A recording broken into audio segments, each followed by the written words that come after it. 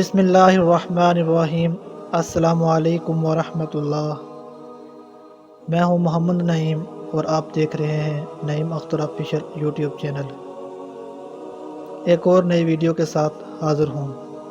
اللہ تعالیٰ قرآن مجید میں ارشاد فرماتے ہیں، خدا ہی تو ہے جس نے آسمانوں اور زمین کو پیدا کیا اور آسمان سے مینا برسایا، پھر اس سے تمہارے کھانے کے لیے پھل پیدا کیے، اور کشتیوں اور جہازوں کو تمہارے زیر فرمان کیا تاکہ دریا اور سمندر میں اس کے حکم سے چلیں، اور نہروں کو بھی تمہارے زیر فرمان کیا، اور سورج اور چاند کو تمہارے لیے کام میں لگا دیا کہ دونوں دن رات ایک دستور پر چل رہے ہیں، اور رات اور دن کو بھی تمہاری خاطر کام میں لگا دیا، اور جو کچھ تم نے مانگا سب میں سے تم کو عنایت کیا، اور اگر خدا کے احسان گننے لگو تو شمار نہ کر سکو، مگر لوگ نعمتوں کا شکر نہیں ادا کرتے۔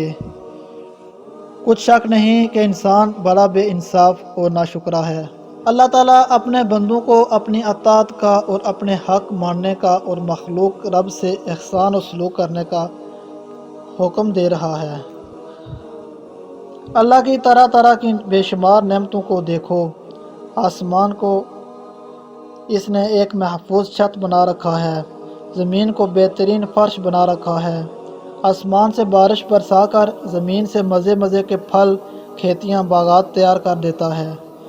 اسی کے حکم سے کشتیاں پانی کے اوپر تیرتی پھرتی ہیں کہ تمہیں ایک کنارے سے دوسرے کنارے اور ایک ملک سے دوسرے ملک پہنچائیں۔ تم وہاں کا مال یہاں کا مال وہاں لے جاؤ، نفع حاصل کرو، تجربہ بڑھاؤ۔ نہریں بھی اسی نے تمہارے کام میں لگا رکھی ہیں، تم ان کا پانی پیو، پلاؤ، اس سے کھیتیاں کرو، نہاؤ اور طرح طرح کے فائدے حاصل کرو۔ ہمیشہ چلتے پھرتے اور کبھی نہ تھکتے سورج چاند بھی تمہارے فائدے کے کاموں میں مشغول ہیں، مقرر چال پر مقرر جگہ پر گردش میں لگے ہوئے ہیں، نہ ان میں تکرار ہو نہ آگا پیچھا، دن رات انہی کے آنے جانے سے پے در پے آتی جاتی ہے۔ ستارے اسی کے حکم کے ماتحت ہیں، اور رب العالمین بابرکت ہے، کبھی دنوں کو بڑے کر دیتا ہے، کبھی راتوں کو بڑھا دیتا ہے، ہر چیز اپنے کام میں سر جھکائے مشغول ہے۔ وہ اللہ عزیز و غفار ہے۔ تمہاری ضرورت کی تمام چیزیں اس نے تمہارے لیے مہیا کر دی ہیں۔ تم اپنے حال و کال سے جن جن چیزوں کے محتاج تھے اس نے سب کچھ تمہیں دے دی ہیں۔ مانگنے پر بھی وہ دیتا ہے اور بے مانگے بھی اس کا ہاتھ نہیں تھکتا۔ تم بھلا رب کی تمام نعمتوں کا شکر تو ادا کرو، تم سے تو ان کی پوری گنتی بھی محال ہے۔ ایک روایت میں آتا ہے کہ حضور صلی اللہ علیہ وسلم کا فرمان ہے کہ قیامت کے دن انسان کے 3 دیوان نکلیں گے، ایک میں نیکیاں لکھی ہوئی ہوں گی اور دوسرے میں گناہ ہوں گے، تیسرے میں اللہ کی نعمتیں ہوں گی۔ اللہ اپنی نعمتوں میں سے سب سے چھوٹی نعمت سے فرمائے گا کہ اٹھ اور اپنا معاوضہ اس کے نیک اعمال سے لے لے، اس سے اس کے سارے ہی عمل ختم ہو جائیں گے۔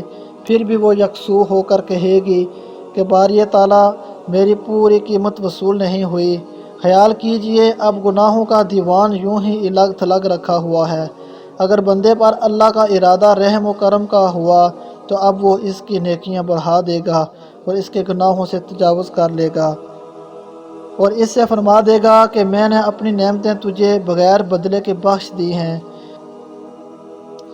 ایک شاعر نے یہی مضمون اپنے شعروں میں باندھا ہے، رونگٹے رونگٹے پر زباں ہو تو بھی تیری ایک نعمت کا شکر بھی پورا ادا نہیں ہو سکتا، تیرے احسانات اور انعامات بے شمار ہیں۔ اور بے شک اللہ تعالیٰ فرماتا ہے کہ انسان ناشکرا ہے، انسان ناانصاف ہے کہ وہ نعمتوں کا شکر ادا نہیں کرتا۔ اگر انسان نعمتوں کا شکر ادا کرے تو اللہ تعالیٰ ان نعمتوں کو اور بڑھا دیتا ہے، چاہے وہ دنیاوی نعمتیں ہوں یا وہ دینی ہوں، یا وہ تعلیم ہو یا وہ عقل و فہم ہو۔ جس نعمت میں بھی اللہ کا شکر ادا کریں گے اس نعمت کو اللہ تعالیٰ مزید بڑھا دے گا، اور اگر ناشکری کریں گے تو اللہ تعالیٰ ان نعمتوں کو کم کرے گا اور ہمارے لیے عذاب مقرر کر دے گا۔ جیسا کہ اللہ تعالیٰ نے ایک اور جگہ فرمایا لا ان شکرتم لا ازیدنکم ولا ان کفرتم ان عذابی لشدید، کہ اگر تم میری نعمتوں کا شکر ادا کرو گے تو میں تمہیں اور دوں گا، اور اگر کفر کرو گے یعنی ناشکری کرو گے تو میرا عذاب بہت سخت ہے۔ اللہ تعالیٰ ہم سب کا حامی و ناصر ہو۔ مجھے دیجیے اجازت۔ السلام علیکم ورحمۃ اللہ۔